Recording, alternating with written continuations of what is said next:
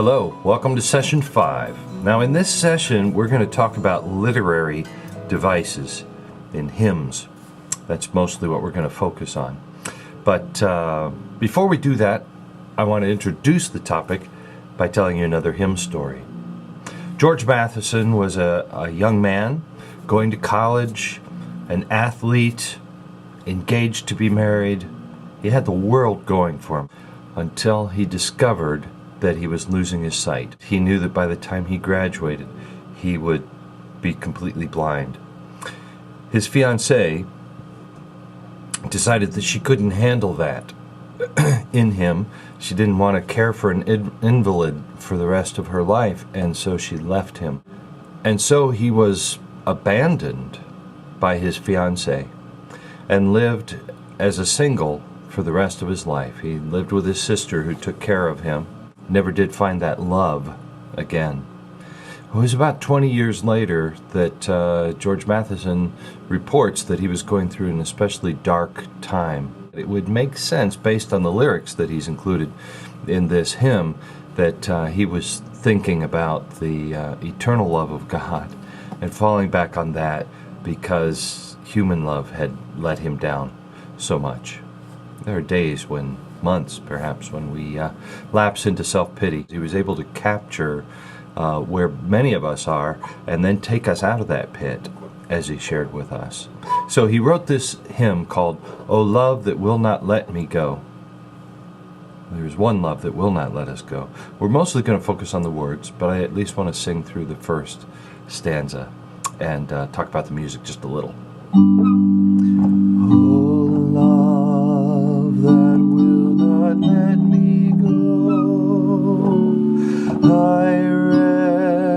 My weary soul in thee, I give thee back the life I owe, that in thine ocean depths its flow may richer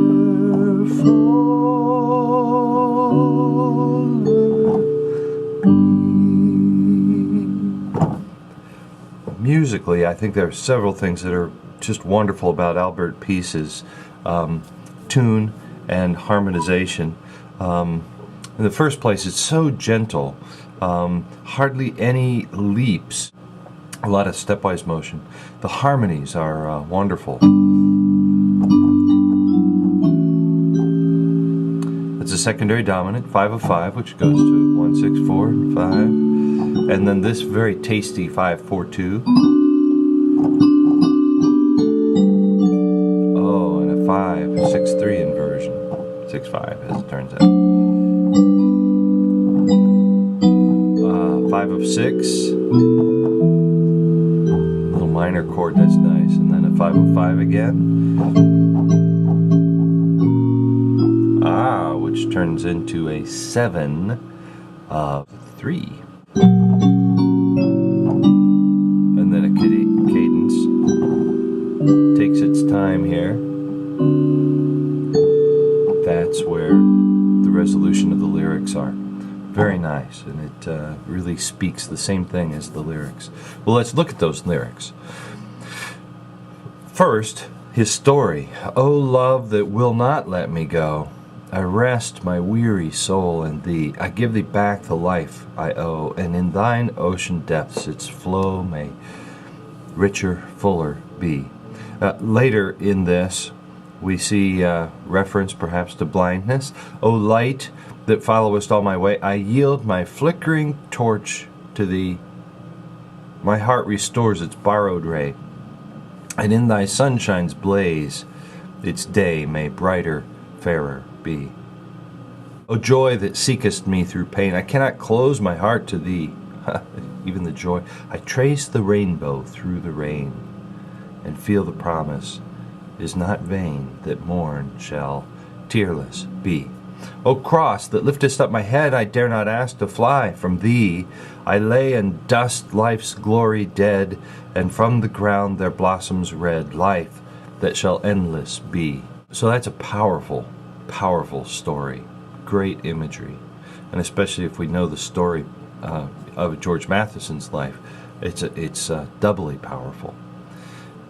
But George Matheson has also used several literary devices in this that make his communication even more strong. Yeah, he could have written an article. Instead, he wrote a poem. Let's look at some of the, sort of get an intuitive view of what literary devices he used. First of all, you notice the beginning of each stanza starts with O.